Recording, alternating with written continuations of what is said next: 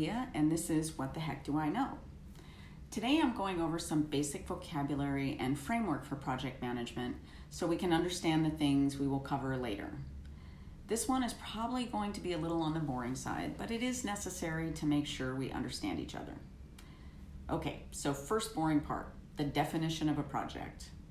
A project is an individual or collaborative enterprise that is carefully planned to achieve a particular aim.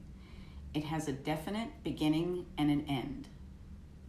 The definition makes this distinction between projects and operations or a process like manufacturing. Another way I like to define project management is reaching your goals. I also like to think of project management as problem solving. Elon Musk has been quoted as saying that you are paid in direct proportion to the problems that you solve. And while I don't think this is 100% true, knowing how to get things done, fix things that are broken, solve problems, and be a part of the solution or helping people, even if that's just yourself, can help you move to a more responsible position or be a better person, depending on what your goal is. I should probably mention that there are a couple of industry standard schools for project management. One is PMI, or the Project Management Institute, and the other is Prince 2. Now, they're both extremely similar, but use different words to describe the same things, and they organize some things a little bit differently. I will be drawing mostly from PMI as a reference because it's been around longer and it's the one that I'm the most familiar with.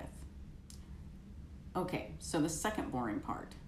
The names of the process steps. Number 1 is initiating, number 2 is planning, number 3 is executing, number 4 is monitoring and controlling, and number 5 is closing. Got all that? Great. Okay, so now the process steps. What do they mean? Initiating phase could be considered the idea moment. Everything starts with an idea, right? Once you have an idea, you need to refine it, narrow it down, and make sure you're going after what you really want. In project management terms, this is called defining the scope. You could also think of it as setting a goal. This is the decision or authorization phase. How many times have you watched a TV show where the main characters have an idea on what to do and maybe an idea of how to do it, and then somebody says, "Great, now we need a plan." Well, project management is the same way, and planning is the next phase. The planning phase starts with doing the research. It's figuring out how you're going to accomplish your idea, complete the scope, or reach your goal. The initiating phase and the planning phase usually overlap, and often you will learn something in the planning phase that will require you to make some changes or refinements to your idea, scope, or goal that you created in the initiation phase.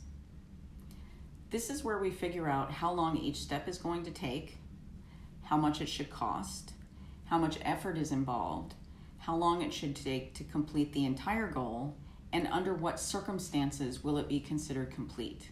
And by this, I'm referring to quality.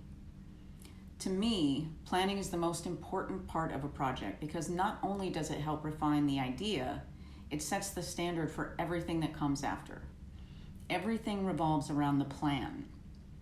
If done well, it makes the rest of the project go much more smoothly, and even when problems do happen, you can usually figure out how to manage or work around them if you have a good plan in place and it is built on solid research. Now, the executing phase is the part that everyone sees. It's what you need to do in order to accomplish your idea, scope, or goal.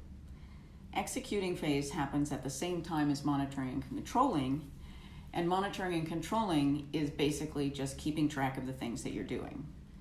Regularly reviewing your progress to make sure you're keeping up with your schedule, not spending too much or too little money, and that the quality of what you're doing matches what you have planned. It's also a regular reality check on whether your goal is still achievable based on what you put together in initiation and planning. This is at least as important as actually doing stuff, because if you don't review every now and then, it's easy to get lost, behind, overextended, and even discouraged. Now, closing is pretty self-explanatory. In most cases, you won't need to formally close a goal in order for it to be considered complete. But even when not necessary, you need to acknowledge and celebrate your accomplished goals. I am a firm believer that if you use the project management process in your daily life, they can improve the outcomes for you if you weren't using them before. I have used these myself in some really, truly overwhelming circumstances, knowing that following the process will get me through it. But then, what the heck do I know?